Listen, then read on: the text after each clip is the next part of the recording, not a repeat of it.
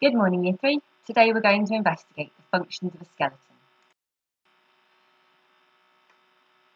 The date is Wednesday the 17th of March and the learning objective is to identify and explain the three main functions of a skeleton.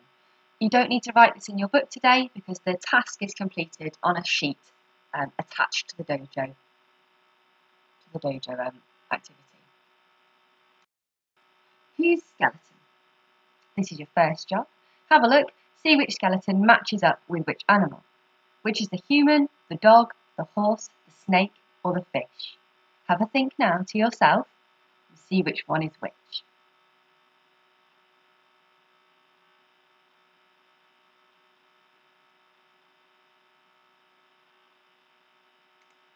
Were you right?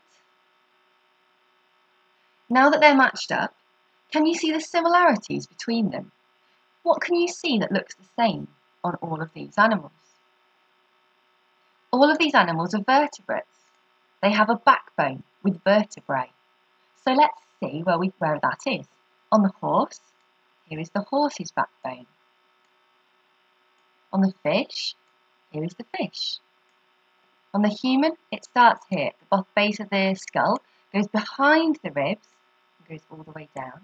And here it is on the dog, their spine or their backbone. And of course the snake, you can see the backbone go all the way along the top of their back and round here. The spine is made up of lots of little bones called vertebrae, and that's where the name vertebrates comes from. You can also see that with the horse and the human and the dog, they've got 4 legs, or we have 2 legs and 2 arms, but they've got joints in them. It looks very similar on the horse and the human and the dog. You can see these long limbs with a joint in the middle. That's another similarity. Now we're going to think about the purpose of a skeleton. If we were in class, we would be talking to the person next to you, but maybe think to yourself, why do we have skeletons? And what would happen if we did not have a skeleton? Are you imagining that you'd feel very wobbly without a skeleton? Well, you're right, aren't you? Your skeleton does help to hold you up. If you didn't have a skeleton, how would your muscles move? I don't think there'd be anything to pull up, to move forward. Your muscles wouldn't have anything to control or work against, so it'd be difficult for you to walk or run. One of the functions of the skeleton is to support the body. What would happen if you had no bones in your body? Which part of the skeleton keeps your body upright?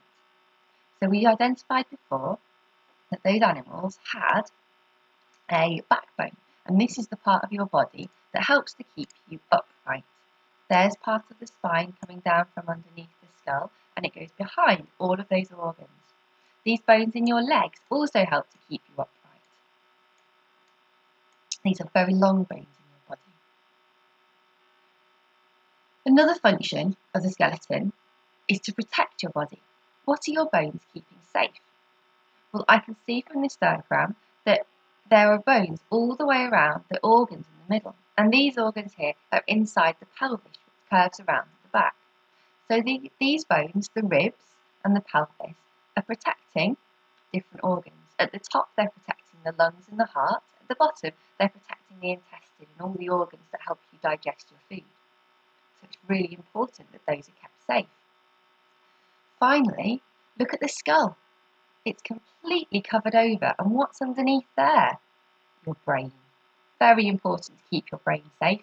If you bumped your head without your skull, then it would hurt your brain, and that would be awful. So, your brain is kept safe by your skeleton, and so are your organs. One function of your skeleton is to support your body, the second is to protect your organs inside your body. Now on to the third. The third function of your body, your skeleton, is to have joints to help you move. Without joints connecting our bones, we would not be able to move the way we do. We would not be able to bend or jump or skip, to name a few movements. There are 3 different types of joints in the body: a ball and socket joint, a hinge joint, and a gliding joint. And these move in different ways. Ball and socket joints allow the most freedom of movement. One example in the human skeleton is between the pelvis, the hip, and the femur, the upper leg bone. So at the top of your leg, where it joins to your pelvis, that's a ball and socket joint. A hinge joint.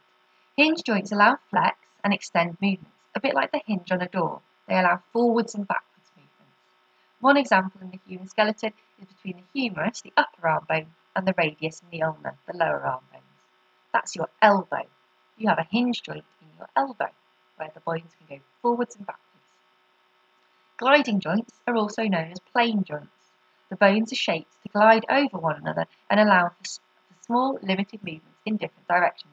One example is in the human skeleton is the wrist bones.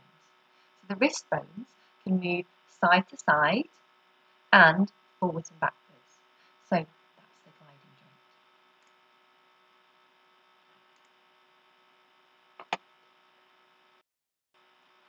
Today your task is to complete the worksheet, the functions of the skeleton. Now we know the 3 different functions, you're going to identify them in different colours. So, complete the skeleton's function activity sheet linked in the Dojo task. You can use different coloured pencils on the Dojo app to circle the bones and joints on the skeleton. So the first task is to colour in red the bones that protect your organs in your body. So the first one's done for you, which is the skull. That protects your brain, but there are some other bones that protect your organs too. Then change your colour to blue. Label and colour in blue the bones that keep your body upright. And your third task is joints. You're going to circle the joints in the body. Look for ball and socket joints and circle them orange. Look for hinge joints and circle them green. And look for gliding joints and circle them purple.